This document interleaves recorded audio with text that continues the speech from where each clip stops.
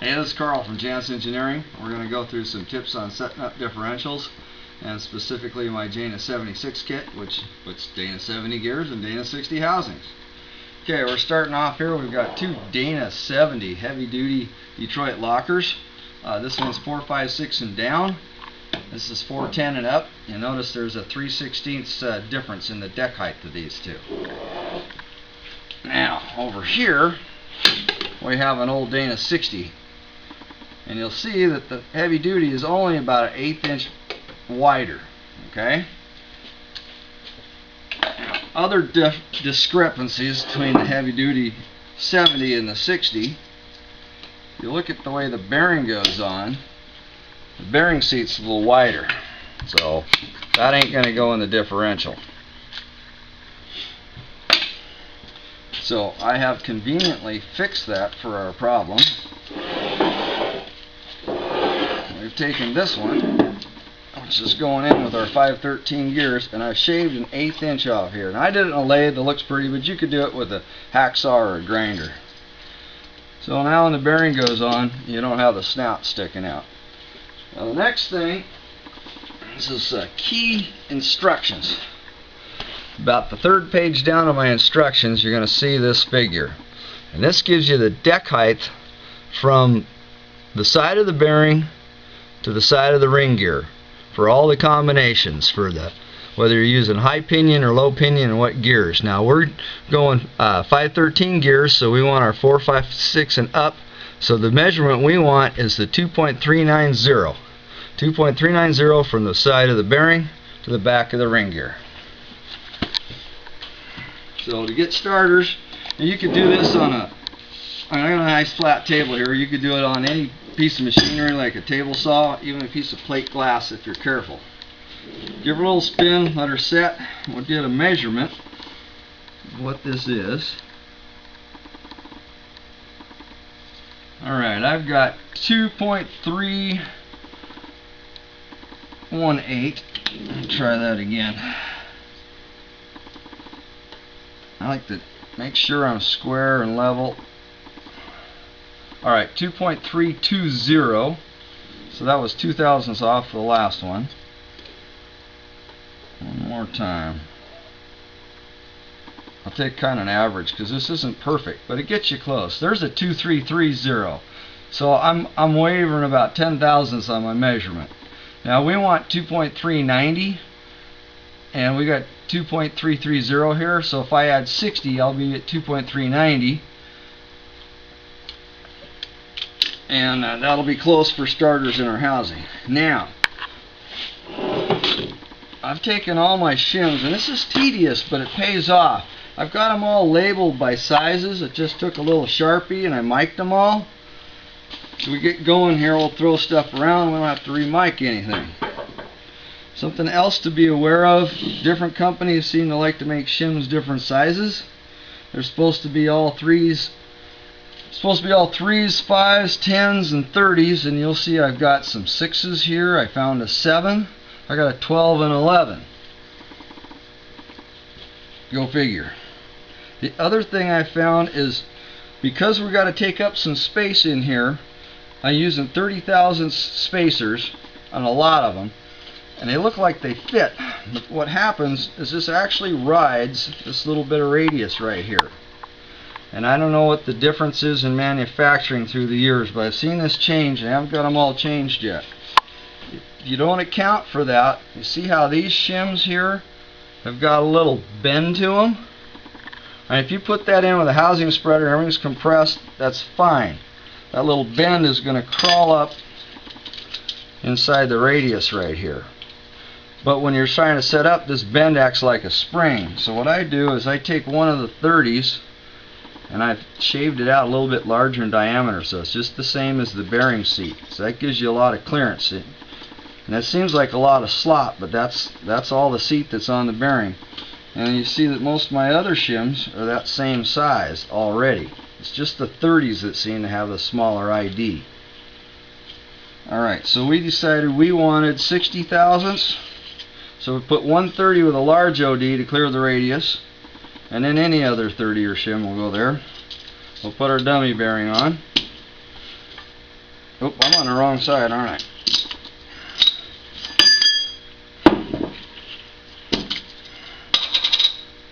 Alright, what do we do here? There we go. Large ID shim first, then any shim. So now by my book we know that we're 2.390 from this surface to this surface. So now I'm going to see what kind of space we need in the housing.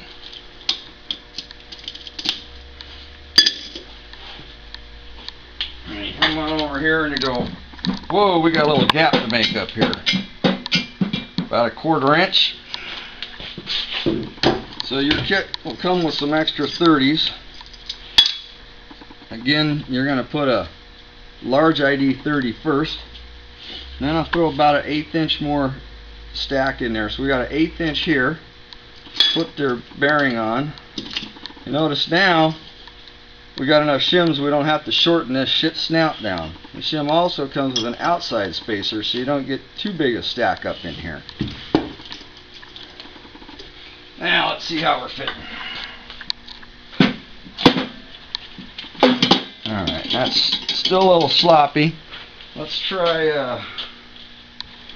about 20 more. Sneak up on this.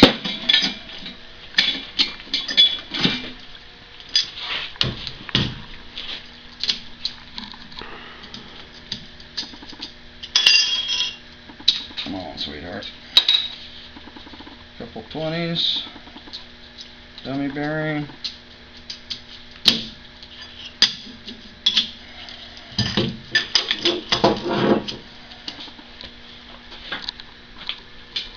So this is the 70 heavy duty going into the 60 housing.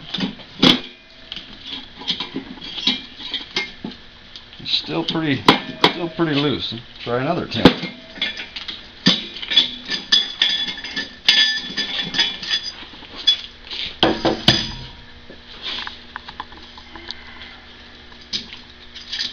Now we see the importance of dummy bearings. There's fancy measurements you can take, but by the time you're taking all the measurements, I'll probably have it figured out just by trial and error.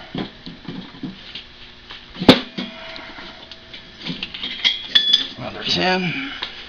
I notice I don't have the ring gear on here. This just be a pain to have extra weight. We're just trying to see how many shims to get it to fit in that housing. Another 10.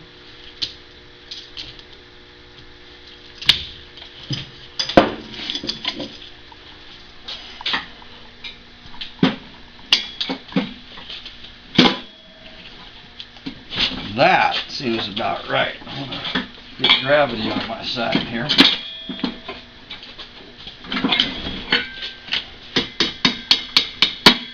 Oh, I like that. So I would call that pretty much a 0 preload. And though it tapped in, I think it slides out pretty easy. That's still a little easy. I'm going to try about 3 more in here. And 3.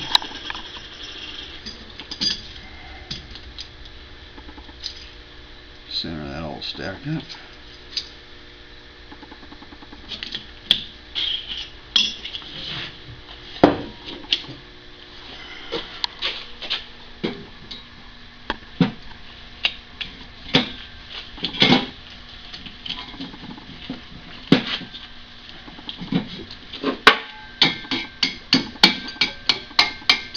Ooh, that sounds like it's in tune there. So this is just a 0 preload now. That's not going anywhere. Got just a little pressure on the gears. Later, when you get everything done, you'd add 7 on each side, or 7 or 8. You want to get 15 thousandths preload. But that'd be a bugger without a case spreader at this point. So we just make it so it just slides in and out like that. It just sticks a little bit. Alright, now I've got an initial start on our case. Next, we got to get a pinion in there. Alright, brand new pinion. The instructions say that we need to put 20 thousandths shim in here to start with. That's for my setup. You get a couple tens. Put them in. Now you don't have to worry about the radius on this because this has actually got a slight undercut in here. Put on a dummy bearing. Now I've beaded a lot of yokes on and off these pinions through the years. This is all we need for now. We're just trying to get close. The closer we get, the more we put into it. Alright, so throw that in the back.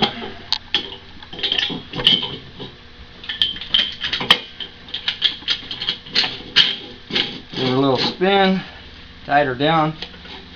See, it's not spinning freely. There's some preload on there. That's enough to start an initial pinion pattern. If it takes you longer than that, you know, to change the shim.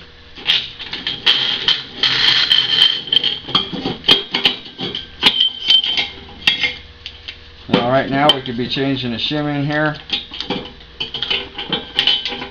If we needed a different one, we'll get there. If it takes you longer than this to change out your bearing and get an initial preload, you're working too damn hard.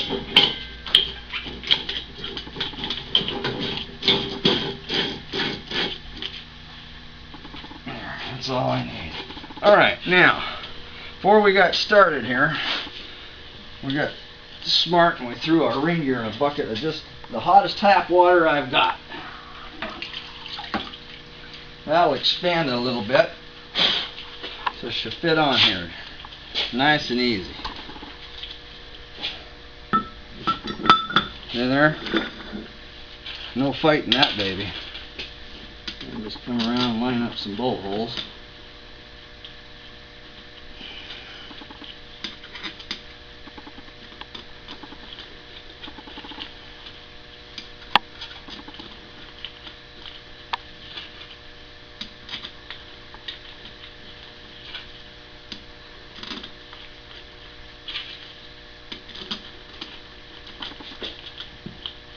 I'll do a little plug for Craftsman here. This is the handiest tool in the shop.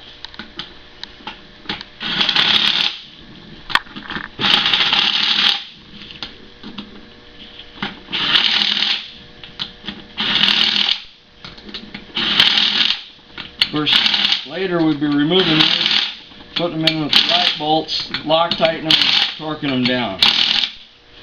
So now we got a ring and pinion there. Now we're ready to give her a shot to see if we're even in the ballpark.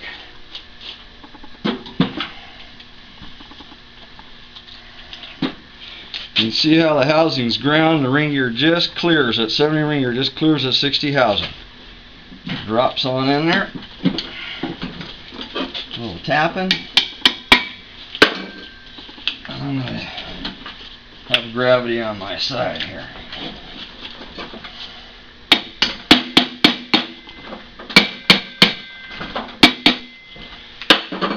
Alright, so I've got a little bindy right there. I got no backlash that I hear. So we're going to take about 20. Let's see, we need some backlash. We take 10 from this side and that side. Seems pretty tight. I'm going to move 20 to start with, just so I know I got backlash. Or no, I got to take it off of this side. We got to move this way.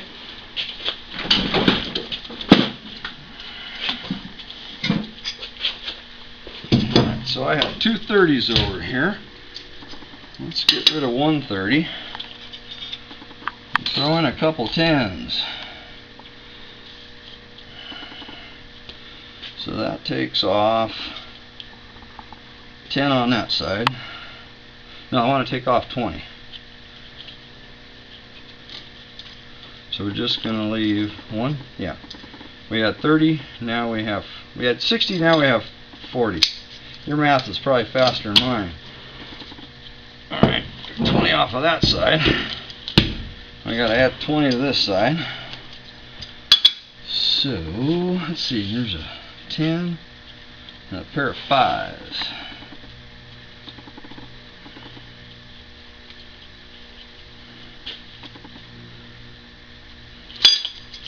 That keeps our overall width the same.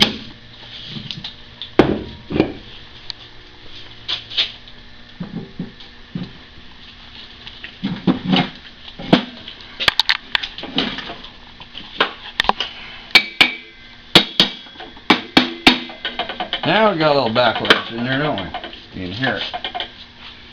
So let's see what we really have. Did we just time out? It's my phone. Oh, your phone. Okay, good. We're still rolling. All right. So look at that. We got about 5 thousandths backlash. Of course, now I'm gonna get a little gear smear on here.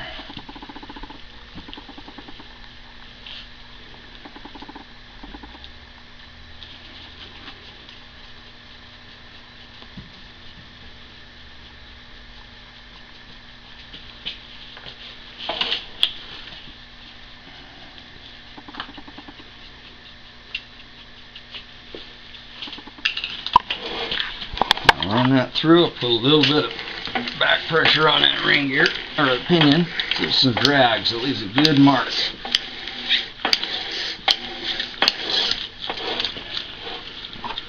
That's not too bad. We're centered down in the bottom. You know, that could run. So at this point, you would want to start putting in your reel bearings and get your reel preloads done. I'm thinking, what I've seen in books, that seems a little tight. We had 5 thousandths backlash. Let's open up the 10 and see if that helps. Because I like how it's the patterns on this end of the tooth. Okay, let's see. If I put the pinion in a little deeper, I'm looking at this. This is this way, so if it was in too deep, I'd be all the way here and I'd be all the way out here. So it looks like I need to crawl it this way. So we're going to bring that pinion in. I'm going to bring the pinion in about 5 thousandths.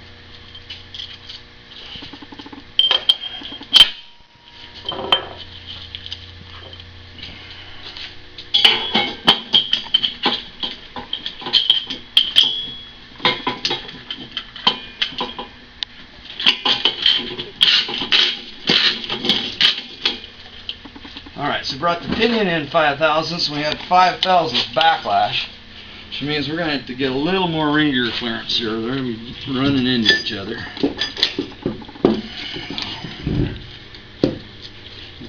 I got a 10 on this side, yeah. I'm going to pull that 10 out. If you move it over 10, you don't get 10 more backlash. You actually get about 7. Because the gears are kind of going past each other, not exactly away from each other.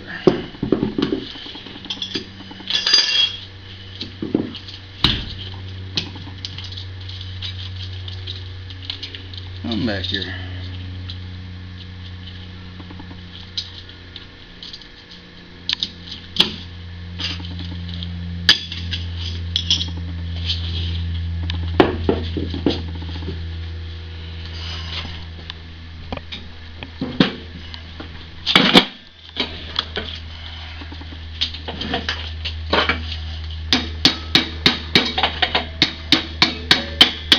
Be gentle on that Shim.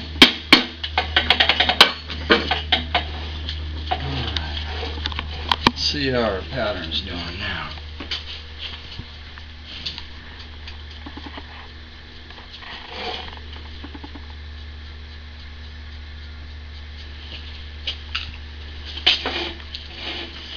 Now I suppose you could put the bearing clamps in, make sure those are seated, but they're seated. And if you got them in right, I've just never really seen any significant pattern change with them in or out.